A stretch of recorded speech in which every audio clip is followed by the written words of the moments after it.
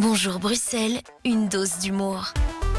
BX1. Bonjour Alexandra Van Der Beek. Bonjour Fabrice, bonjour Charlotte. Merci d'être avec nous. Vous faites partie des humoristes qui ont enregistré une grande soirée qui s'appelle BX1 Comedy Club et qu'on pourra voir le 30 décembre sur l'antenne de BX1. Avant cela, votre chronique, optimisme ou naïveté, on va balancer entre les deux. Tout à fait, enfin à vous de décider en tout cas. Bonjour à tous, alors chers fidèles de BX1, amoureux de Bruxelles et fiers de l'être. Nous sommes aujourd'hui le 8 décembre, journée mondiale du climat et de l'Immaculée Conception. Oui, la Vierge Marie, je pense que c'est vraiment bien la dernière à rester immaculée, hein, tout le reste est tellement pollué. Et à la question, peut-on rire de tout ? Je vous dirais, je ne sais pas, mais il y a des sujets plus compliqués que d'autres quand même. En même temps, quand on voit que la COP28 sur le climat a lieu actuellement à Dubaï, on se dit que si, apparemment les blagues s'écrivent toutes seules. En plus, cette COP28 est présidée par le sultan Al-Jaber, qui n'est autre que le président de la compagnie pétrolière nationale des Émirats Arabes Unis. Donc niveau cohérence, on est super là. Quand je pense au climat, je pense à la fonte des glaces, aux microbes vieux de 400 000 ans qui réapparaissent et à la montée des eaux. Et j'ai une vision de Bart de Wever en bouée canard en train de supplier Bruxelles de le sauver. Help me, sauvez-moi. Allez, je vais faire un effort, je vais parler le français.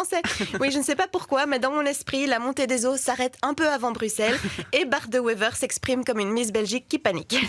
Quand on pense au climat, on pense aussi bien sûr à la pollution qui est omniprésente et toxique dans notre eau, sur nos vêtements et dans la littérature des haters sur les réseaux sociaux. Littérature entre guillemets, hein, c'est plutôt un verbiage à base d'insultes, de fautes d'orthographe et de raisonnements à deux de QI. Et parallèlement, dans ce monde, on voit aussi la montée en puissance des intelligences artificielles et des robots intelligents qui se rebelleront tôt ou tard et décideront peut-être, sans doute, un jour d'éliminer la race humaine. J'espère qu'Arnold Schwarzenegger est encore en forme pour nous sauver, parce que si on doit compter sur Timothée Chalamet, on n'est pas rendu. Hein. Franchement, ça fait flipper. Et moi, ma solution pour être zen par rapport à tout ça, c'est de faire l'autruche. J'y pense pas, c'est comme si ça n'existait pas. Et il y a plein de sujets comme ça où si tu penses, ça va te mettre dans tous tes états et tu peux rien y faire de toute façon. Comme quand mon mec donne le bain aux petites et que la salle de bain se transforme en aqualand, je préfère pas y penser quoi. Faire l'autruche, je dis pas que c'est une bonne solution. Hein. Je pense que malgré tout, les prises de conscience sont nécessaires et les mentalités évoluent petit à petit. Il y a quelques années, on était partis en amoureux pour le week-end à Bari. Donc on avait pris l'avion aller-retour pour ne passer que 2 jours sur place, dont un jour enfermé dans la chambre d'hôtel parce qu'il pleuvait des cordes. Et on a passé notre temps à s'enfiler les chips du minibar et à s'entraîner à repeupler la planète. Ah, l'impact carbone. Ouais, aujourd'hui, ça ne me viendrait plus à l'idée de faire un city trip pour 2 jours comme ça en avion. Et si j'avais la chance de passer une journée au lit, ce ne serait pas pour s'entraîner à repeupler la planète, mais plutôt pour dormir, plaisir qui ne nous est plus permis depuis qu'on a converti nos essais justement pour repeupler la planète en 2 adorables petites puces insomniaques. Et puis quand on lit le rapport du GIEC, ça fait peur. Vous l'avez lu ? Oui, en entier. Ah oui, moi, moi, j'ai pas eu ce courage-là. Mais heureusement que vous êtes là, Charlotte, et qu'il y a des gens qui... À mon avis, elle s'est contentée du résumé. Mais je ne veux pas balancer. Mais... super, Fabrice. Heureusement, en tout cas, qu'il y a des activistes qui influencent les grandes entreprises. Et je ne parle pas des gens qui lancent de la soupe dans les musées. Et que nos gouvernements sont obligés quand même de faire attention à ces questions environnementales. Donc, restons optimistes. C'est pas moi qui vais changer le monde, mais tous ensemble, collectivement, on y arrivera, j'espère. L'espoir fait vivre.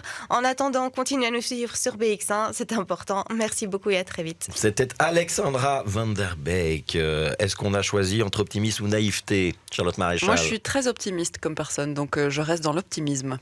Alexandra Van Der Beek, qu'on pourra applaudir, en tout cas pour ceux qui sont anglophones, qui comprennent assez bien l'anglais. Lundi prochain, Monday Night Comedy Cave, ça c'est à La Mer à Boire, un café de Saint-Gilles. Et le lendemain, le mardi, au Raiders Comedy, ça c'est rue Franklin, dans le quartier européen. C'est ça, et c'est aussi en anglais. Oui. Fabrice n'y sera pas du coup si c'est en anglais. Voilà, je confirme. Ça, c'est une bonne manière d'apprendre d'aller au Comedy Club. Peut-être. Mais en tout cas, on est toujours admiratif de savoir que Alexandra Van Der Beek peut vanner en anglais, en français, d'autres langues. Non, pas. C'est déjà bien. C'est déjà pas mal. Merci Alexandra. Merci à vous.